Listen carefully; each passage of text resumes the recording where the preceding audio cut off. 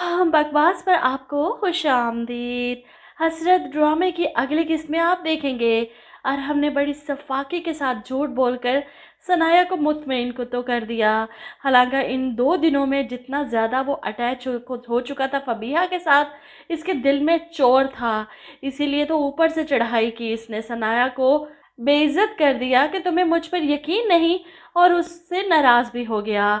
अब सनाया परेशान कि ये मुझसे क्या हो गया, मुझे अरहम पर शक नहीं करना चाहिए था। फबीहा जो इन दोनों के दरमियान गलत फहमियाँ पैदा करने की पूरी कोशिश कर रही थी और चाहती है कि अरहम टूट कर बिखर जाए और फिर मैं इन्हें समेट लूं। अरहम की नाराज़गी सनाया से बर्दाश्त नहीं हो रही। वो वो इससे माफ़ी मांगना चाहती है। अरहम और भी ज़्यादा अकड़ दिखाता है, इसे कहता है कुछ वक्त मुझसे दूर रहो, क्योंकि इस वक्त हम साथ रहे तो हमेशा के लिए दूर हो जाएंगे। सनाया शर्मिंदा है अरहम के सामने, जैसे इसने बहुत बड़ा गुनाह कर दिया हो सवाल करके। अरहम तो सर पर चढ़ता जा रहा है, बेवफाई तो वो कर रहा है, अभी भी फबीहा के बारे में ही सोच रहा था। सनाया के वहाँ से जाने के बाद फबीहा से बातें करने में मसरूफ़ हो गया। घर जाकर हमज़ा ने कोई बदतमीज़ी तो नहीं की तुम्हारे साथ, फिर से तो नहीं घर आ गया तुम्हारे? जिस पर फबीहा अरहम की हमदर्दियाँ हासिल करने के लिए अपनी मज़लूमियत के रोने रोती है। मैं यहाँ से आंटी के इसरार करने पर रुकी थी। मुझे नहीं पता था कि आंटी ने मेरी अम्मी से फ़ोन पर क्या कहा, कैसे इन्हें मनाया।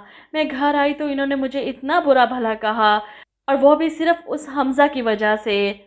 औरत को अपने शोहर से क्या चाहिए होता है? सिर्फ मोहब्बत और इज्जत। अगर ये दोनों चीज़ें ना मिलें तो ज़िंदगी नहीं गुजारी जा सकती। ऐसे में अरहम इसे समझाने की कोशिश करता है, देखो फबीहा अपनी ज़िंदगी के साथ ज़्यादती करने का किसी को हक नहीं, अभी भी वक्त है, इनकार कर दो इस रिश्ते से। इसकी तो पूरी कोशिश है कि फबीहा हमज़ा से कभी शादी ना करे, बल्कि हमेशा के लिए इसके घर पर रह जाए।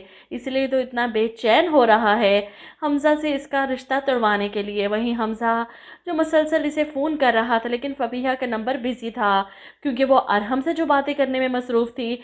ऐसे में हमज़ा गुस्से में घर आ जाता है, फबीहा को खींचता हुआ बाहर लेकर आता है।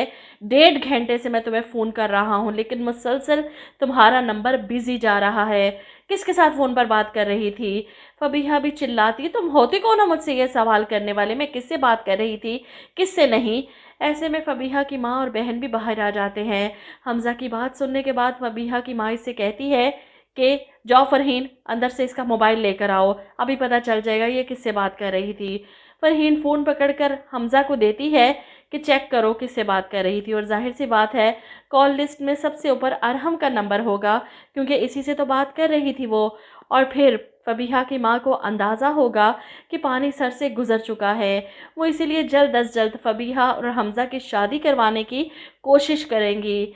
अरहम से मदद मांगेगी फ़बीहा कि मुझे बचा लें इस शख्स से, मैं शादी नहीं करना चाहती। और अरहम तो पहले ही इसका हीरो बनने को तैयार खड़ा है।